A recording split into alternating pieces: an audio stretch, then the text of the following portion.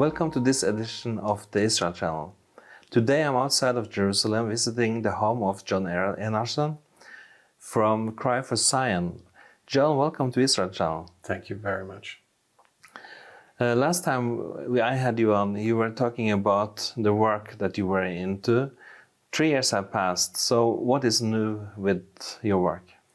I work with Fra Færøyene, like you said, for Jewish sovereignty on the Temple Mount and freedom of prayer, bringing Christians together with Jews together. And the last 3 years, a lot has happened. We've been working up until now for 5 years on a film. But of course, the war, with the war coming, a lot of what we do has been geared towards the war. People wanted to help, and we've just thrown all our efforts into helping Israel during this time. And our director has been fighting in Gaza for many, many months, and Lebanon too. So a lot of work took a pause for the war. But still, the war has been connected to the Temple Mount. I mean, Hamas attacked with the aim of flooding Al-Aqsa, as they call it, of fighting for the Temple Mount.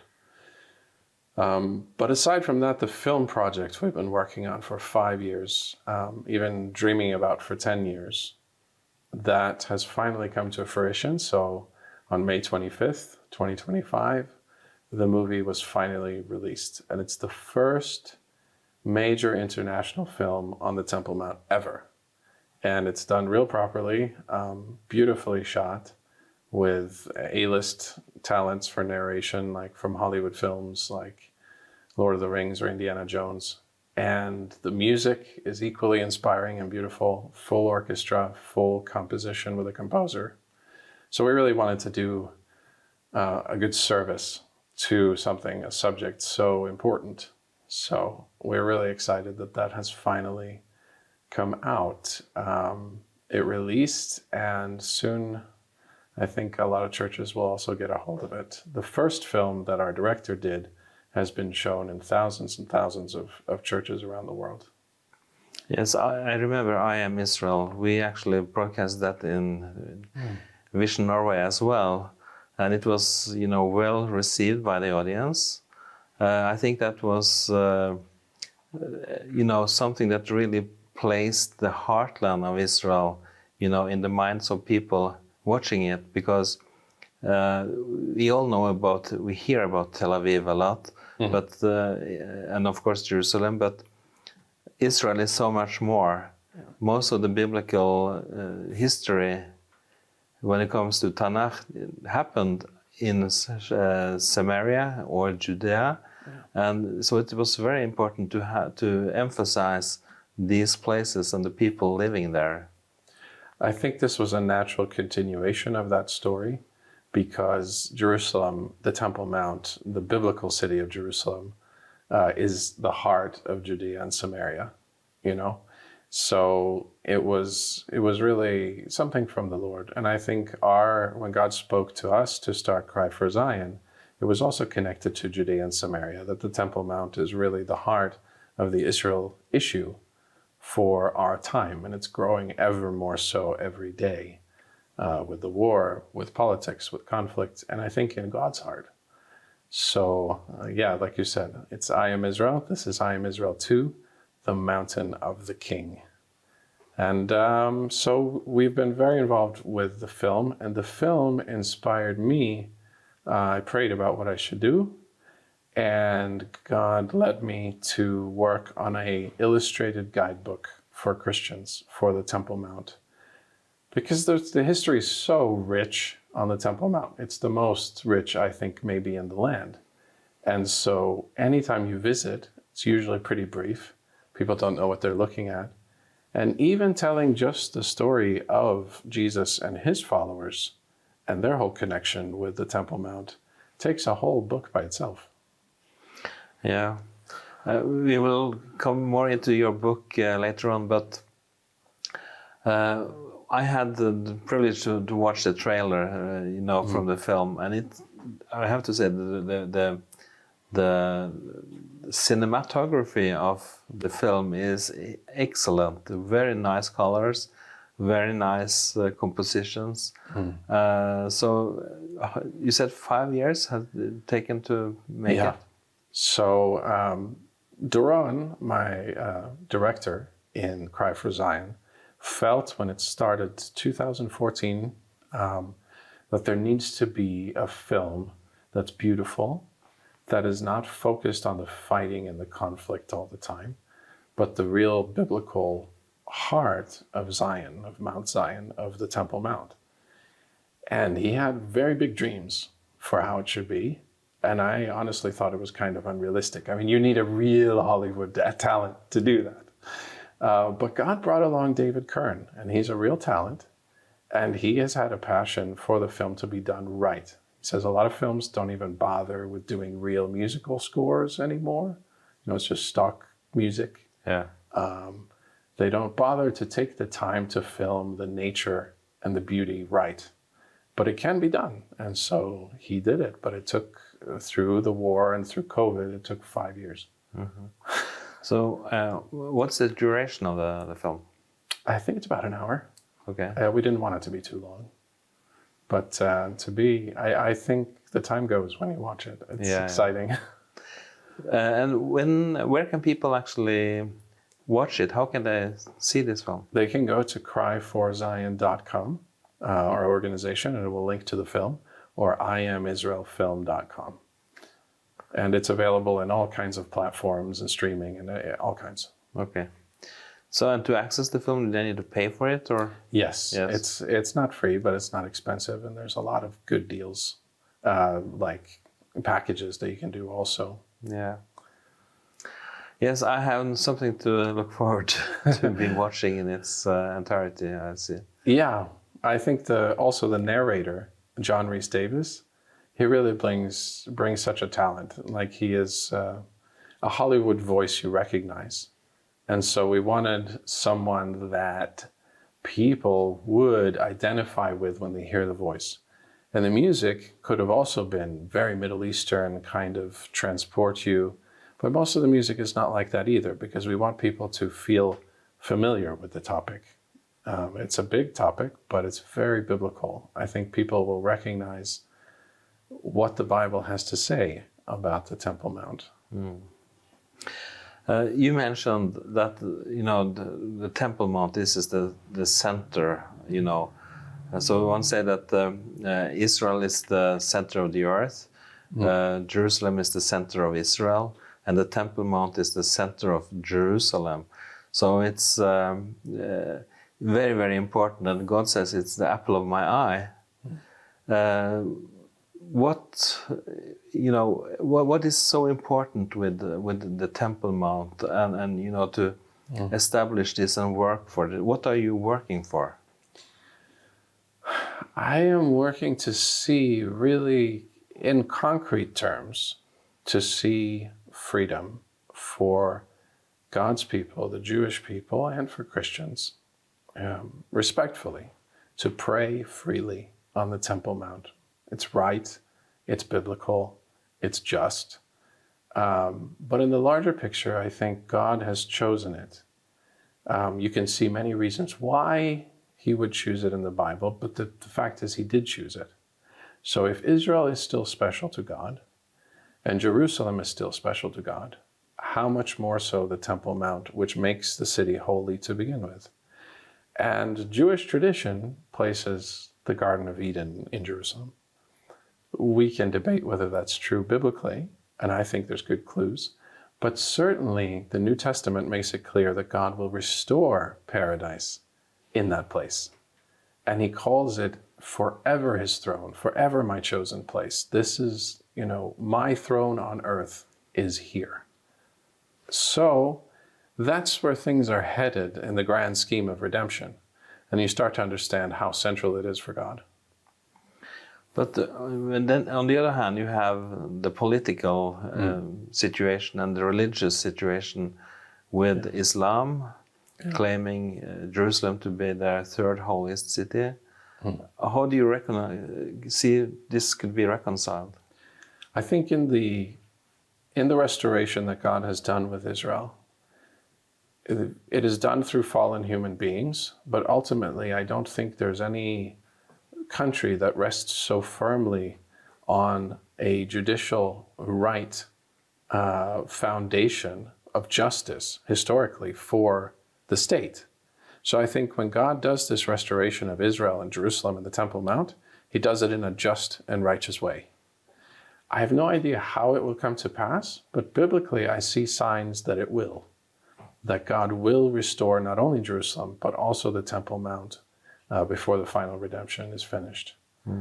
So I think it will be done rightly. I don't know how that will happen politically. But if we think back to the time when the Ottoman Empire, Turkish Muslim Ottoman Empire, ruled here for 4 whole centuries, how was Israel going to become a nation? We had no idea. And then world events completely changed. And the Ottomans decided to join the Germans in a world war, and they lost. And they lost their empire. And Israel was born. Yes, things has consequences in the natural world, that's for sure. Yeah. So this situation here, today we have, on the top of the Temple Mount, we have this Dome of the Rock. It's not a mosque, but it's a sanctuary, you can say. It's a victory symbol, yeah. Yeah. So I glanced into your some outlines of your book, and it looks really, really nice. That too, I have to say. What is the title of your book? Can you explain a little bit more about that? The title is Jesus and the Temple Mount, an illustrated guide for followers of Jesus.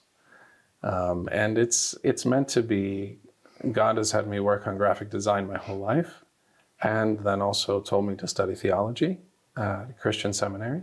So I do both, and this is basically putting both of those talents to use to illustrate for people who go. And for all the years that I've brought Christians, and we in Cry for Zion have brought Christians to the Temple Mount, it's kind of giving everything that God has given to us and trying to explain it to Christians who want to go and visit.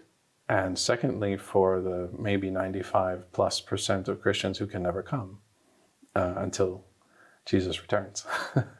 Yeah, but in order to assemble all these topics when it comes to the Temple Mount, because it's not a tiny little thing, it's a huge, complex matter, so to say. Archaeology, different theories about the location of the temple and so on. Yeah. How do you navigate through this? I try my best, just like I have done with Christians, to show them the Temple Mount, what I have discovered living here in Israel for 27 years or so, and going to the Temple Mount, to show what he has showed us in God's Word, and to give that brief history. But archaeologically, I think we're blessed in our time to know more about the archaeology and the location of the temple and so on than any other generation ever since the early ones after the Jewish wars, maybe 1,700 years ago. So we can really actually know a lot more than people think. Yes, and the question that many ask themselves is, where was actually the temple located? Yeah. Do you have an answer to that? Yes, I think we can know with much better evidence than we have before. Tradition is very firm. Jewish, Muslim, and even Christian. But the Jewish people have always held the Holy of Holies is underneath where the Golden Dome is today. And the Ark of the Covenant rested on that rock, on that foundation stone. But of course, how do you prove that academically and archaeologically and so on? And it's actually a Christian who's had a good hand in that. A man named Lane Brittmeyer came here just after the Six-Day War in 1967. And he got inspired, and he stayed for much of his life and worked on all the big archaeological digs in Jerusalem with professors from Hebrew University like Benjamin Mazar, who did all the digs around. And he spent his life answering that question, and I think he's done a satisfactory job. And he didn't start by saying, oh, it's here or here. There were 12 big theories before him of where on the Temple Mount it was. He just started with all the archaeology on the outside of the mount and began working his way in until eventually you end up right where the Jews have said it was all along. Yeah. So you're convinced it was under the dome of the rock? Yes. And the second thing that people need to know is for Jewish people who do desire to restore the Temple Mount, Christians have sometimes said, well, maybe it's somewhere else so you can rebuild it without conflicting with Muslim holy sites. Well, Jewish people are equally convinced it's right where the foundation stone is, so they would never rebuild it anywhere else. So in one sense, for the future, it doesn't matter, really, because they are firmly convinced. Exactly. You mentioned earlier, the Tufan al-Aqsa, the Al-Aqsa flood, the name that Hamas named the war that they initiated on October 7, 23. Yeah. Recently, I came across some references that one of the reasons behind this war was the red heifers. What can you say about that? Christians have argued for replacement theology, especially in the early centuries, that Israel messed up and they didn't receive their king, and now this new entity of the church has taken their place. Islam, I think, heard that message, and classic Muslim theology, Islamic theology, I think is a stronger version of that said, well, the church messed up and Israel both messed up, and they have perverted the divine message of God, and so we are here to put it right. And so they are like an even more strong version of replacement theology. And in that theory, Israel, the Jewish people, cannot come back as a living faith. They can live as second-class citizens under Muslim rule and be encouraged to convert, but they cannot restore and revive as a living faith. And to have Jews praying on the Temple Mount and to see red heifers return to Israel, that does not work in the Islamist ideology. That should not happen. So the Muslim Brotherhood, which is a very large Muslim movement, does not accept that idea at all. But we have had, the Temple Institute for many, many years. Yes.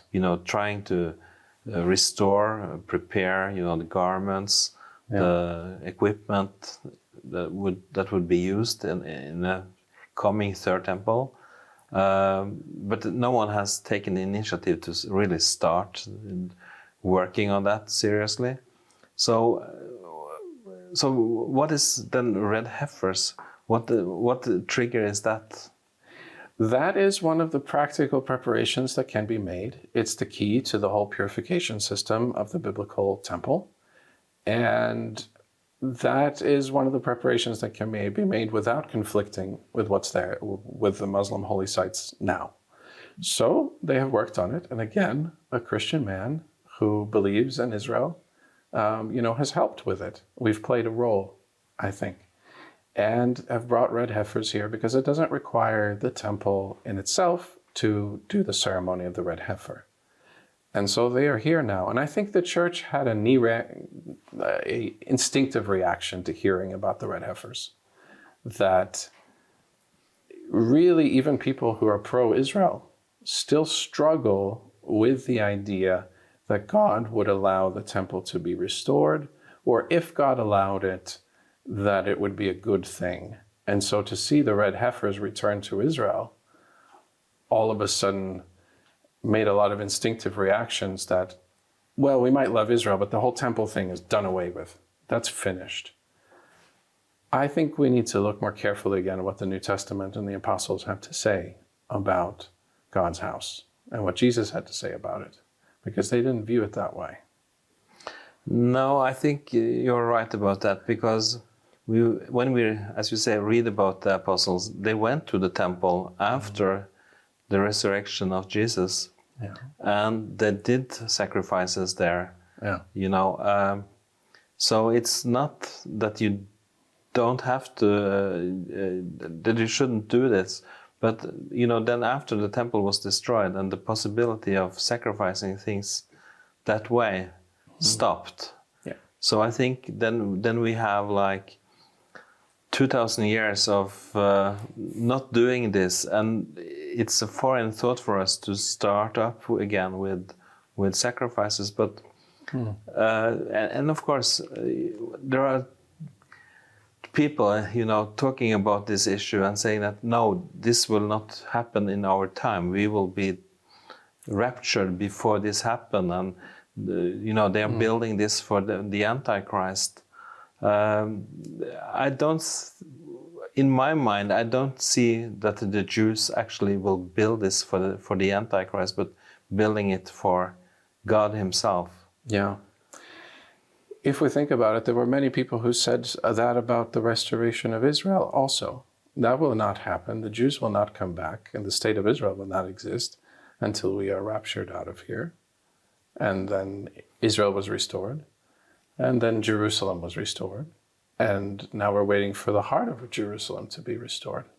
And biblically, I think the signs point that it will be before the Lord returns. But it's like, when you look at the scriptures, the idea that the temples were built for the Antichrist, either the second one or a future one, is not so. Paul said, specifically about the passage that people think about when they think about this, in 2 Thessalonians, he said, it is the temple of God, not of anybody else. The enemy doesn't like what is God's. He doesn't like the service of God. He doesn't like the throne of God. He wants to take that away. He wants to defile that. He wants to stop that. That is how the Bible describes it. Yes. And of course, I think that people also have a little bit of a misunderstanding of how Jewish people think.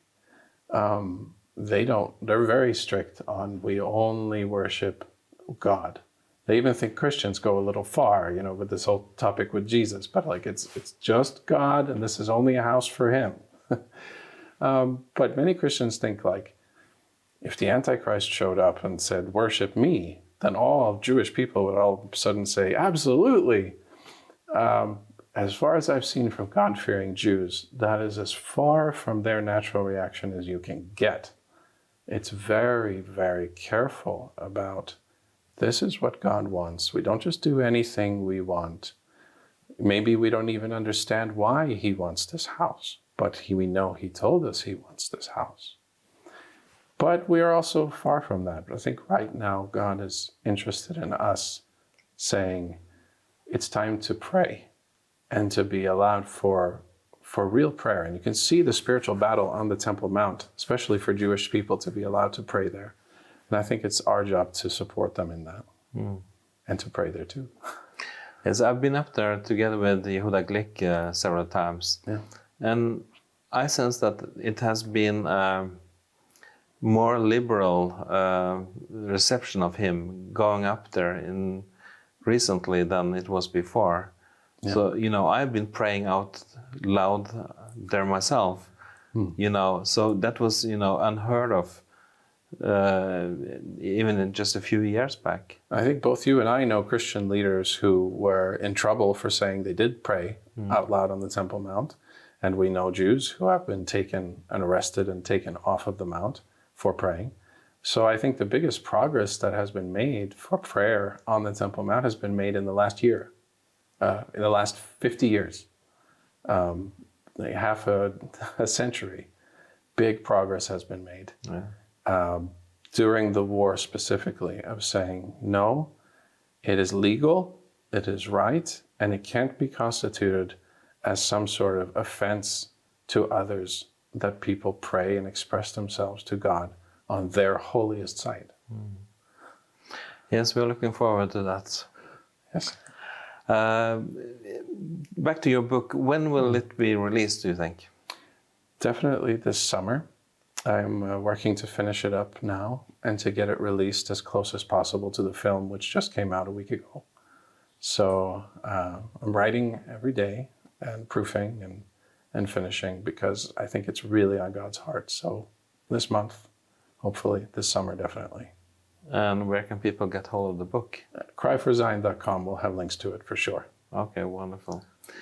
John, I would like to thank you so much for your insights and views about what's going on the Temple Mount. God bless you so much in your work. Thank you very, very much. An honor. Thank you. And God bless. And to you viewers, I want to thank you for following us through this. And please also pray for Israel. Pray for what's going on with the Temple Mount. Pray that God's will will happen over there. Thank you for watching. God bless you and see you next week. Bye-bye.